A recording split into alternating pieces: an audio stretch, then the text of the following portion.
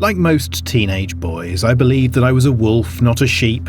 And like most teenage boys, I was wrong. I was very much a follower. Specifically, a follower of Daniel Lorman. Daniel Lorman was the coolest boy in school. Handsome, charming, and effortlessly intelligent. I ached to be someone like him. But along with everyone else, all I could hope for was the occasional crumb of his attention. I was not a stupid kid and I often did well at school, but I'm embarrassed to admit that, for the longest time, the moment I recalled with the most pride was the day that I made Daniel laugh. I don't remember what the joke was, but the whole class laughed, and I got a detention because of it. I didn't realise that it had caught Daniel's attention until that afternoon. We were in the locker rooms getting changed for PE when, out of the blue, he came up behind me and punched me on the shoulder. "Great one this morning, Simon," he grinned. "Killed it." I stared at him open-mouthed, willing myself to say something, to say anything. The best I achieved was a stuttered, "Thanks." He tapped a finger at me. "You should be a comedian." And then I found out just how much of an impression my joke had made when he suddenly decided to share with me his secret. He glanced around to make sure no one was watching and then, turning slightly to the side, lifted his shirt. "Check this out," he said, smirking. On his ribcage was a tattoo. A red eagle, wings wide, claws dripping blood. Hideously cliched, I now realise, but at the time it was the coolest and most beautiful thing I'd ever seen. "Where did you get that?" I breathed, "and how? Don't you have to be 18 to get a tattoo?" Daniel shrugged. "My cousin Steve did it. He's a great artist." He pulled his shirt back down, tucking it into his trousers. "I got it as an early birthday present," he laughed. 2 years early. He offered me a charming grin and a wink. "Don't tell anyone, yeah? I don't want to get Steve in trouble." I nodded with enthusiasm. For the first time in my life, I felt part of an exclusive club. One of the few people who knew something intimately private about Daniel Lorman. To be honest, that was pretty much the entirety of my relationship with Daniel. He rarely spoke to me after that, and I don't think I ever made him laugh again, but it didn't matter. I would always have that moment in the changing rooms, that instance of trust, and the sight of the tattoo. God, I dreamt about it. I sketched it endlessly, wishing that it was on my skin. Whether it was the design itself or my association with the boy who had it, I don't suppose I'll ever know. But I wanted it. I needed it. I would stare at myself in the mirror and feel that I looked incomplete because my skin was unmarked and boring, with a dull patch on my ribcage where a red eagle should be. I resolved to get one too, and I was sure that I couldn't wait 2 years to do so. I probed tattoo forums, asking whether anyone knew of an artist who might be a little flexible regarding the age of their clients. I tried to be as delicate as possible, of course, framing my questions as a general curiosity rather than an actual search. But I guess I wasn't careful enough. "You want to see Jack?" said the message. "He'll do you." Then, underneath, a phone number. Nothing else. The number was a landline I saw rather than a mobile, so I called it the next day. My heart pounded as it rang, and I found myself hoping that maybe no one would pick up. Then there was a click. "Hello?" The word was drawn out, almost sarcastic, and the voice was high and a little whiny. I tried to speak, coughed instead, then managed to get my words out. Hi, I was told you do tattoos?" "Oh, yes," came the reply. "I do indeed. Would you like one?" Jack, assuming that's who I was talking to, sounded delighted at the prospect and also somewhat patronising, like an old woman offering a sweet to a child. Yes, I said. I'm after a red eagle. Jack cut me off. You can give me the details when you get here. Is tomorrow acceptable? I nodded, then realised that was stupid and managed a weak yes. Excellent! Cried Jack. Bring your sweetness here tomorrow at 7 o'clock sharp. He gave me an address in town. It was not an area I would ever have wanted to go on my own. Also, my sweetness. But I wanted that tattoo. Some little madness had attached itself to my vulnerable adolescent brain and was telling me that I would only be complete when I had it, only be cool when I had it. And so, the next day at 7 p.m, I went to see Jack.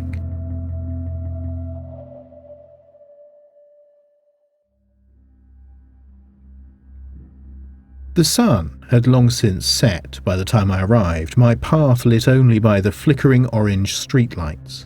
The address was on a small industrial estate squatting amongst small grubby businesses, repair shops and other units of indeterminate purpose. A handful of men stood around in scruffy, oversized clothing, with cold faces and piercing eyes. I had tried to dress to make myself inconspicuous. Jeans, a hoodie, but I still stuck out like a sore thumb, embarrassingly young and out of place. I hurried past them, not making eye contact. Eventually I found the place I was looking for. The door was locked, and as this particular building had no windows, I couldn't see inside. I knocked and waited. My heart was pounding, and I was painfully aware of the cold-faced men watching me. No one answered, so I knocked again. An unpleasant suspicion began to form in my mind. Was this all a prank, or worse, a setup? Oh God, was I about to be jumped by these guys? I was just about to make a run for it when I heard footsteps from inside the building, and the scraping of locks. I held my breath, and then the door opened. At first I couldn't make out anything at all. It was pitch black on the other side. Then a pale face loomed into view. Hello? Jack stood before me.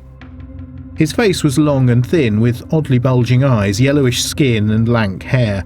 He was tall, with spindly legs and arms, but his torso was strangely round, with sagging breasts and a bloated stomach. He was wearing black overalls and a white apron, which he was wiping his fingers on as he stared at me. I opened my mouth to speak, but didn't get the chance. Ah, yes, he cried. The young man who wants the tattoo. Of course, come in. He stepped aside, flapping his hand towards the darkness of the interior.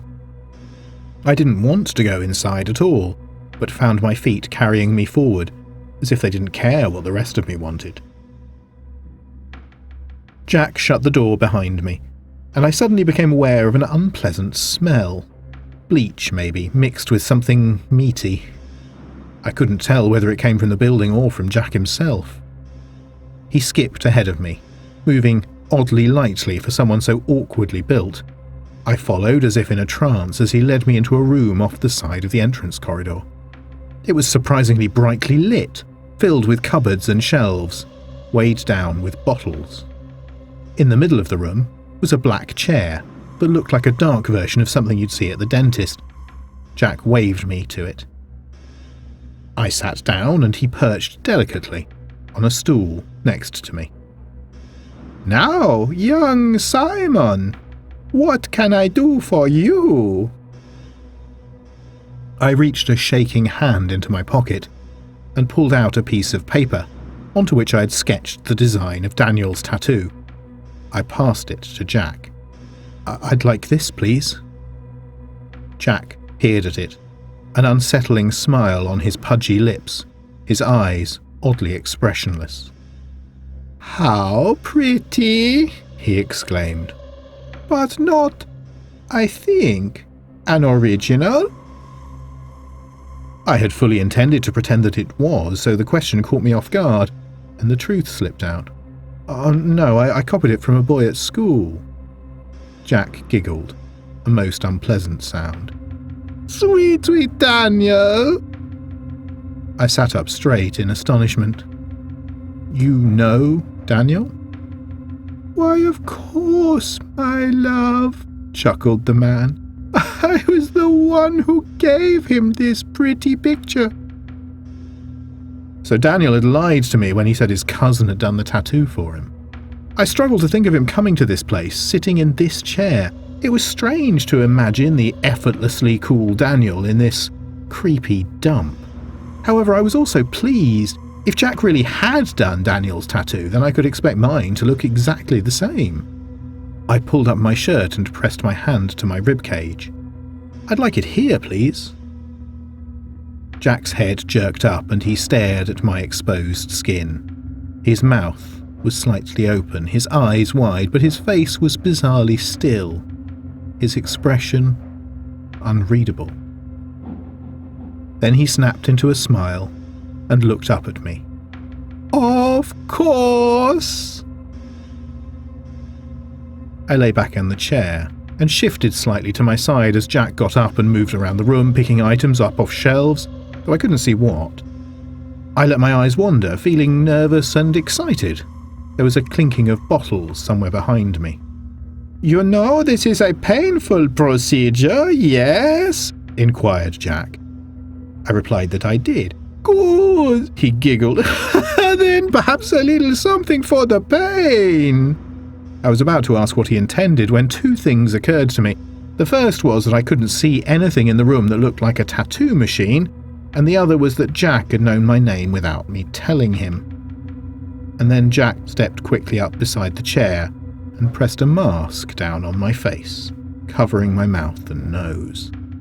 I struggled, but he held me down without difficulty, leaning down to stare into my eyes. "Easy now, my love. You'll get what you came for." As I slipped into unconsciousness, he added, "And I'll make sure you get home in one piece."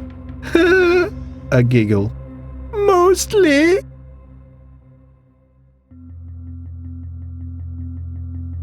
Several hours later, I finally fought myself back to consciousness.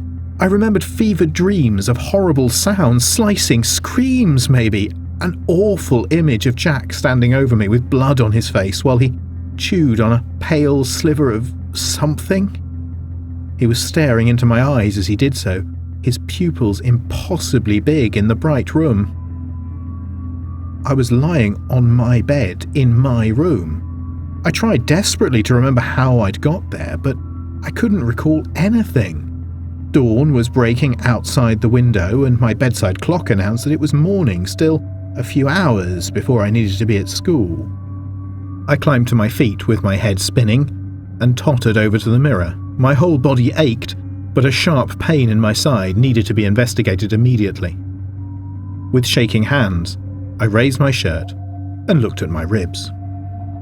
There it was, a tattoo of a red eagle, wings wide, claws dripping blood.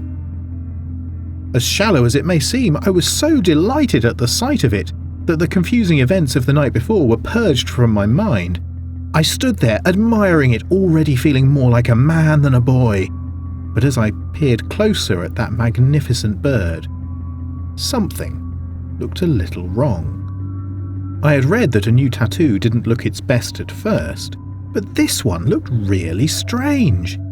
It was angry around the edges, rather than on the design itself. Raised and raw. But what did I know? I'd never had a tattoo before. How could I tell what they were supposed to look like when new? I went to the bathroom and gently cleaned the area. It was agony to touch, but I was far too excited to care. It needed to look its best so that I could show it to Daniel.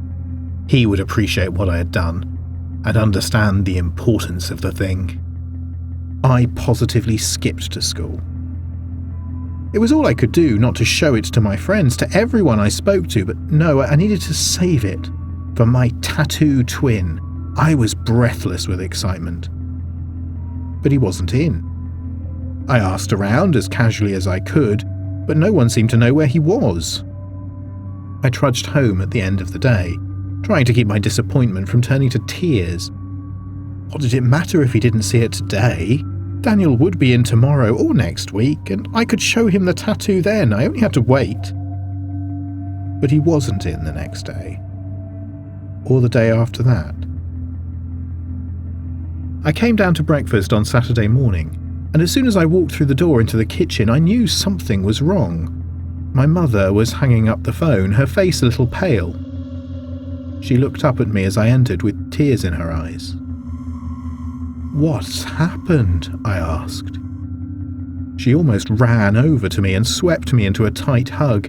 Her arms pressed against my side, and I almost cried out at the pain, pushing her away. She wiped her eyes. "Simon, someone from your class has been killed."